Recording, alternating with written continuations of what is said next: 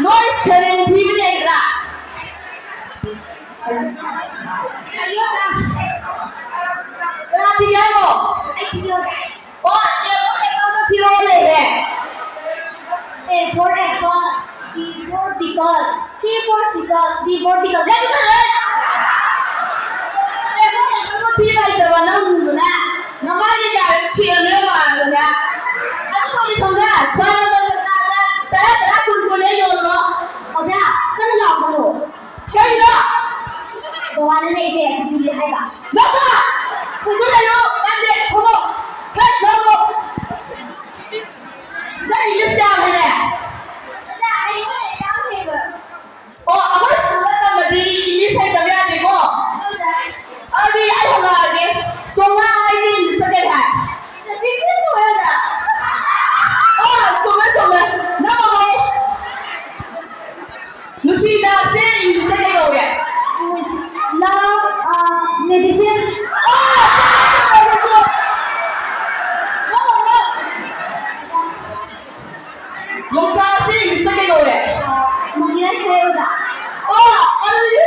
Ay, nak betul apa sahaja ni hari dah. Apa tu kau rasa? Noi di apa ini miskan deh jam hari ni. Kenapa tapi? Oja nak cari ni dulu.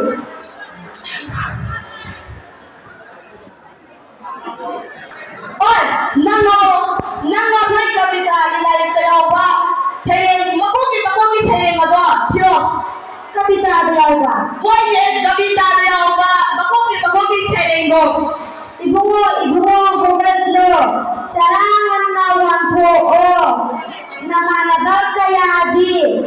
Lari ni mamang thaduna. Kali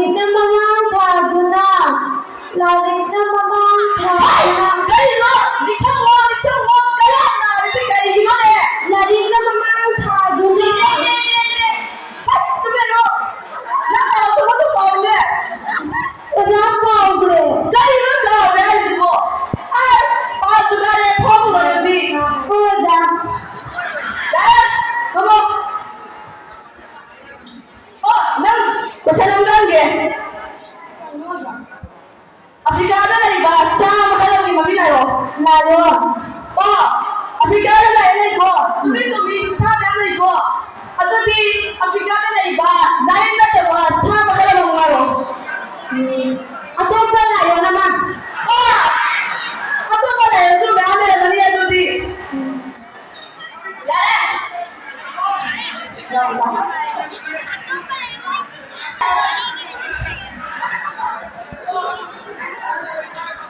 Masih ada lagi ngop ni. Ngop.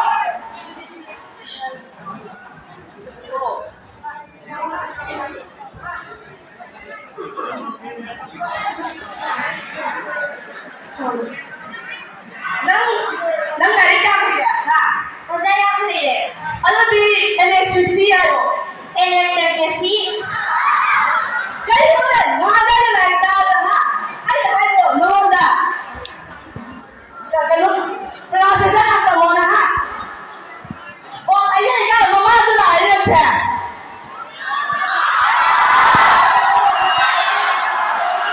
Minang sudah. Minang kita tu berada di tempat mo. Proses apa hal tu ni? Ayah aku ini electricity halal. Electricity tahu lagi apa? Kan kerja orang mau itu capacity. Kan kerja orang capacity. Kan kerja orang capacity hari ni kan. Wah, sini mana heri video ni.